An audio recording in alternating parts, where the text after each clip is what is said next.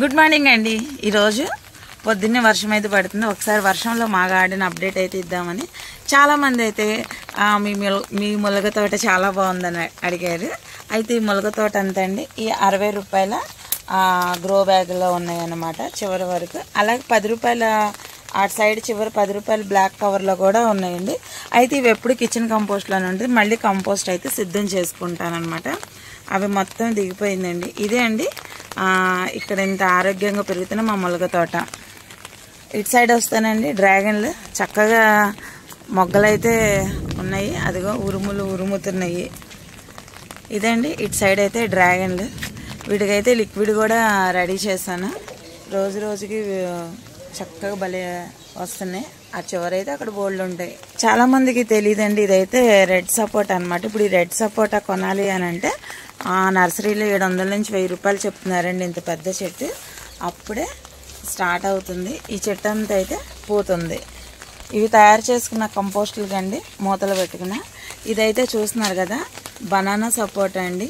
నేను ఎప్పుడైనా సరే చిన్న మొక్కలు తెచ్చుకుని నాటుతాను. బనానా సపోటా అంత పెద్ద మొక్క కొనాలంటే 700 నుంచి 1000 రూపాయలు చెప్తున్నారు. ఇదైతే నేను 250కి తెచ్చుకున్నానండి చిన్న మొక్క. అప్పుడు చిన్నగానే పెంచుకుంటే అదొక ఆనందం అండి.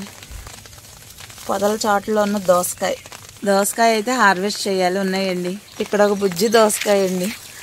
చక్కగా దోసకాయ పప్పు, దోసకాయ పచ్చడి సూపర్. ఇటు సైడ్ వచ్చేసండి ఇది మన గాలికి వంగిపోయినాయి బాగా. మన కాశ్మీర్ కమలా అనమాట. కాశ్మీర్ కమలా అనేది చాలా కష్టం అండి రావడము. అయితే చక్కగా కాయలు అయితే వచ్చేస్తున్నాయి. ఈ వర్షం పడి అయితే వంగింది. ఇక్కడైతే పప్పర పనస అండి. చాలామంది అడిగారుగా. ఇగోండి ఎంత పప్పర పనస. ఇది వచ్చేసి వైట్ అండి, అది వచ్చేసి రెడ్ అనమాట. పప్పర పనసలో 2 రకాలు. ఇక్కడ వచ్చి ఇంకొక బత్తాయి చెట్టు అండి. వర్షం పెద్దదైపోతుంది. ఇవి వచ్చేసి నారింజ స్వీట్ లెమన్. ఇక్కడ వచ్చేసి ఇంకొక బత్తాయి అండి. ఇది కూడా వంగిపోయినాయి అనమాట చెట్లు. ఇక్కడ వచ్చి ఇంకొక రకం సపోటా అండి. ఈ సపోటా చెట్టు. అలాగే హార్వెస్ట్కి సిద్ధంగా ఉన్న దానిమ్మ కోసేసుకొని తినేయడమేనండి. నిమ్మ పూత రేగి. మళ్ళీ ఇక్కడేమో తోటకూర అయితే సీడ్స్ రెడీగా ఉన్నాయి. అక్కడేమో కాయలు రెడీగా ఉన్నాయండి. మళ్ళీ చెట్ల ఆకులు మధ్యలో ఉన్నాయన్నమాట రేగిపళ్ళు. చూస్తున్నారు కదా గోడకి ఎలాగుందో.